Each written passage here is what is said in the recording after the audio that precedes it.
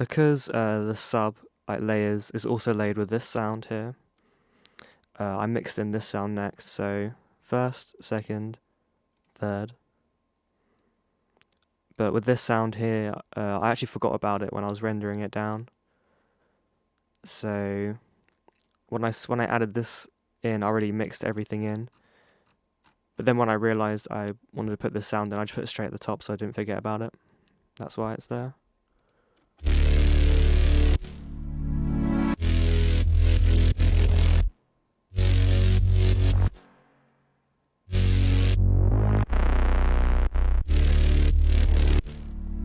So yeah, you really hear the character of this one, and like not much of the low end, because the low end's in the sub part. So I really like that sound. Let's go left to right again. So this compressor here, I'm sidechaining it with a sound all the way down here. So it doesn't matter. In fact, I'll leave that on.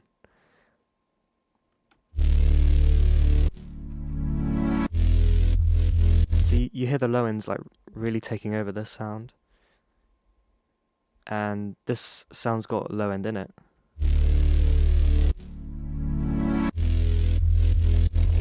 So yeah, I took the low end. It was picky, quite picky again the way I took the low end out and didn't just do a high pass. Compressor.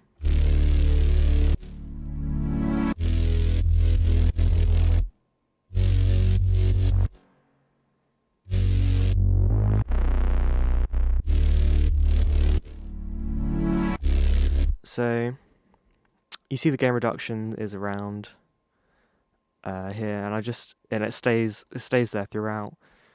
I didn't like how I wanted this again to be like more of like a sausage, like not very dynamic at all. So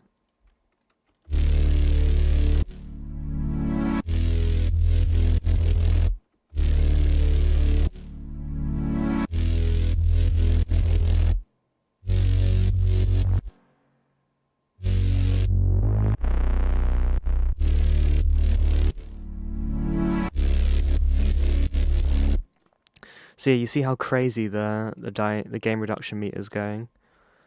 Like it goes all the way up to -6. So yeah, you really hear the louder parts are a bit like stick out a bit too much. So this compressor just tames the whole tames the dynamic of the whole layer again. But this does it really harshly compared to the one in the previous layer, or the saw drop layer.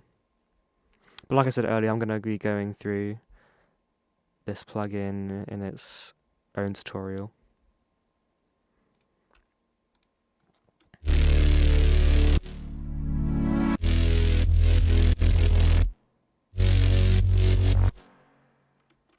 Alright, that's quite noticeable, this effect.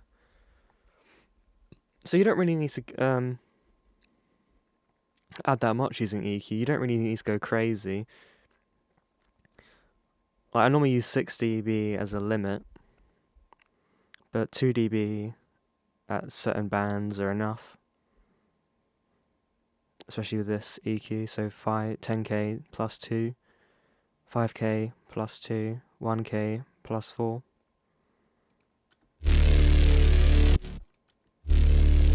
And it, like I said earlier and in previous tutorials, this EQ actually opens the sound up a lot more.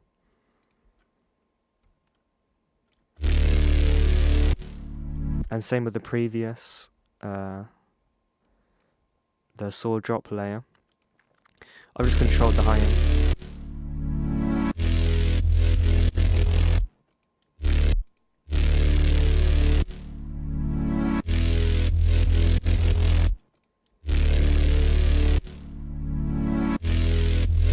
So it doesn't sound a bit too much.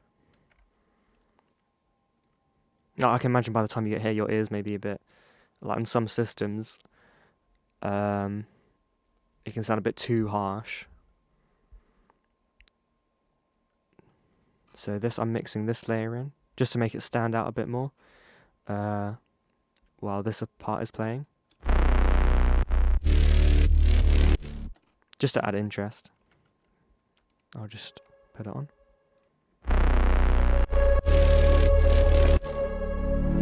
So you hear the temporary amount of space. The temporary space it gets. But there's also other effects that help add space, make this element have its own space. So like the reverb and the spacious sounds push it really far back in the mix.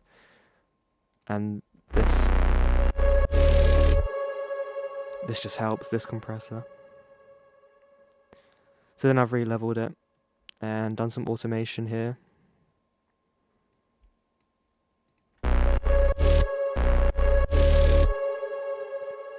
So I'll leave this automation here.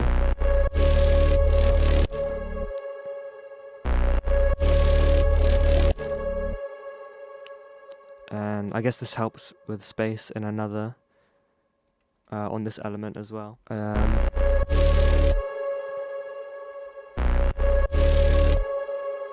So this automation here makes you hear the beginning of the sound, and then your brain kind of figures out the rest of it. So that's why I did it for half of it, because the sound like comes back in straight away.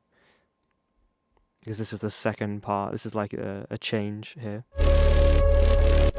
It's at the end of the sequence. That's why the automation is like that. Okay, next sound. And here, you can see I've left space for this sound.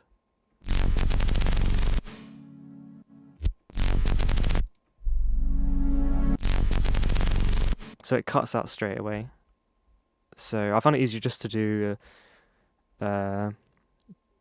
just a level change rather than a compressor. You get it's a lot cleaner when you just like automate the level. And there wasn't anything happening here, so I didn't add the automation here. See, I'm really trying to go through everything. So minus 15 dBs as a starting point. Let's just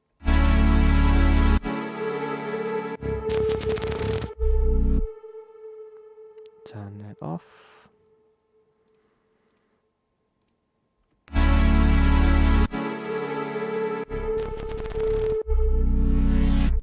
So yeah, it starts off really quiet for some reason. I probably should have made this a bit higher.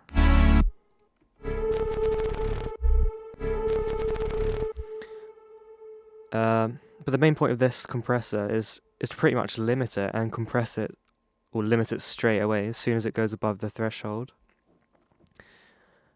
And then this is a very low release, so it takes time for it to go back to, well, 7 milliseconds, which isn't much time at all, to go back to 0 gain reduction.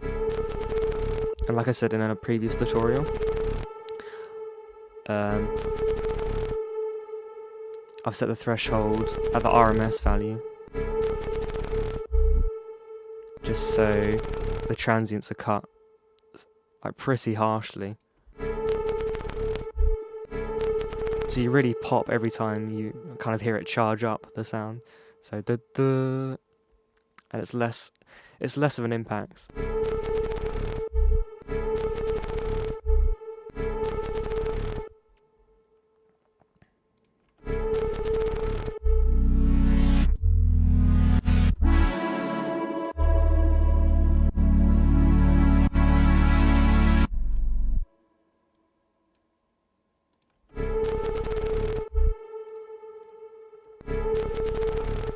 And this compressor does the same thing.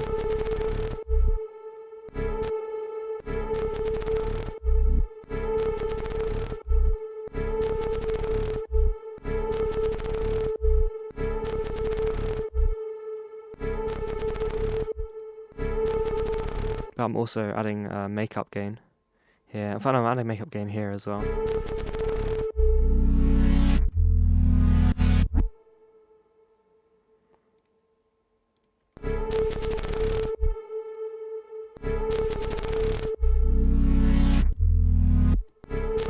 this EQ is just adding a lot of high end, just to bring out the character.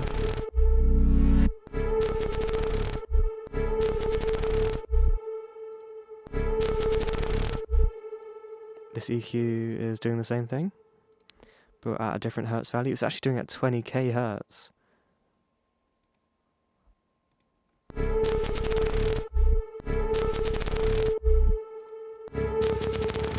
And then with this EQ, it kind of brings out more of the fundamental and takes away the super low end where all the rumble is.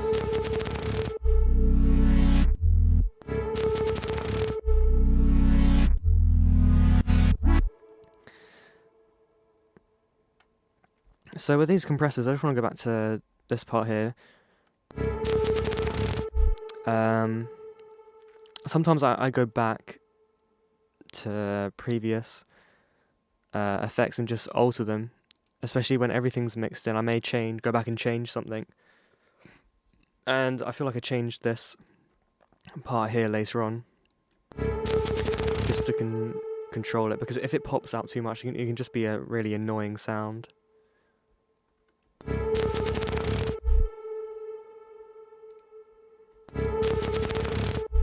And this just...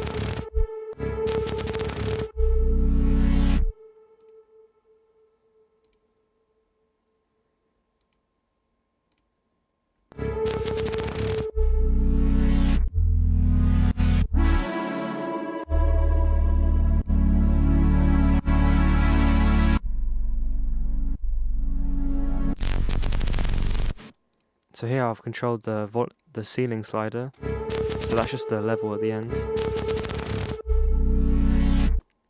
So they're just two separate levels.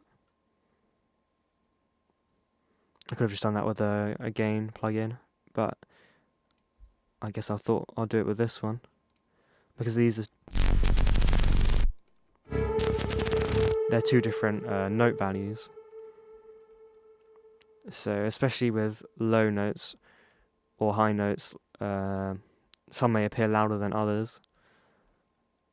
So you need to automate the gain or use a compressor.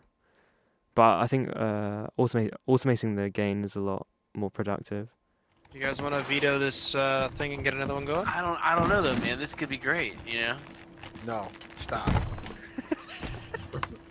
I know it's still gonna flood us. Tell me I won't do it. Tell me I won't. Tell me I won't. I'm not gonna tell you that, just don't. I